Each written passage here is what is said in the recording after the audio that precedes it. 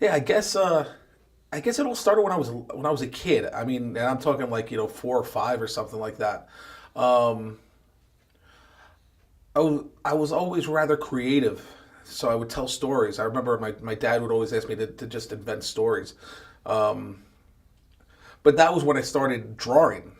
My grandmother used to encourage me when she was babysitting and that type of thing, just to pick up a pencil and a pad, and and my mom would bring me sketch pads and stuff too, and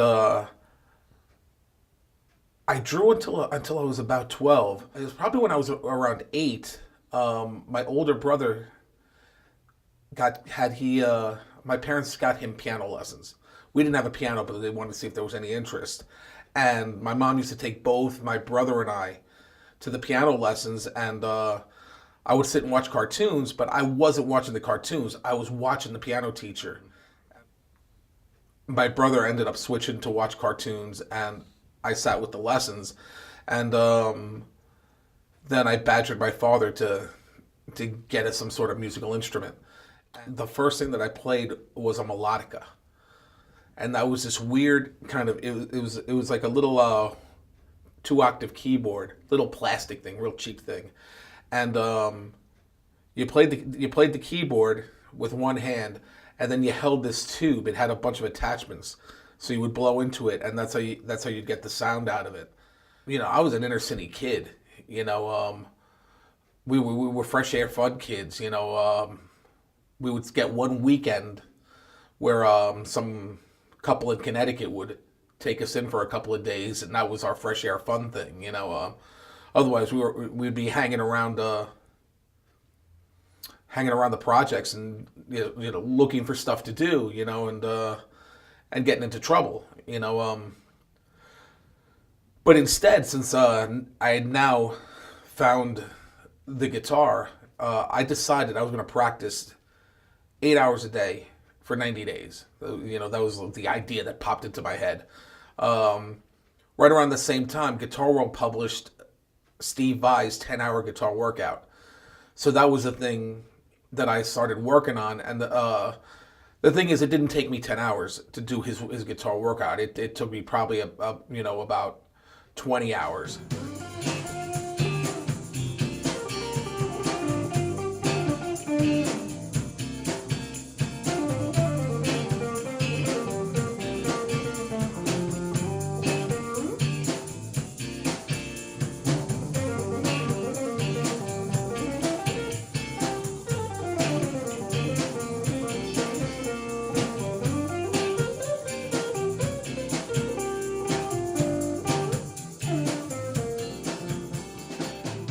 My first couple of weeks up there, I found out there was this blues jam. I went up there, got on stage, man. There were all these heavy hitters. What I didn't know at the time was that Harper's Ferry hosted a Sunday night blues jam that had the best players around. Ronnie Earl would stop by, Duke Robillard would stop by, James Brown Jr. would stop by, John Lee Hooker. I saw John Lee Hooker come in there, Lonnie Mack, Bo Diddley. All these guys would just come into this thing. So I didn't even know about this. I just stumbled on it, and I'm waiting. I'm on the list. They put me on, like 10 minutes before closing. I play a couple of licks, and the guy who's running the jam walks up and just disconnects my amp.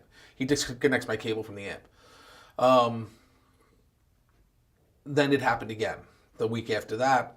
The third week, Stovall Brown, who hosted the Wednesday night jam, was there. He had witnessed all this, and he goes, "Why don't you just sit down and listen?"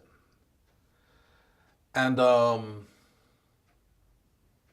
Stovall kind of took me under his wing.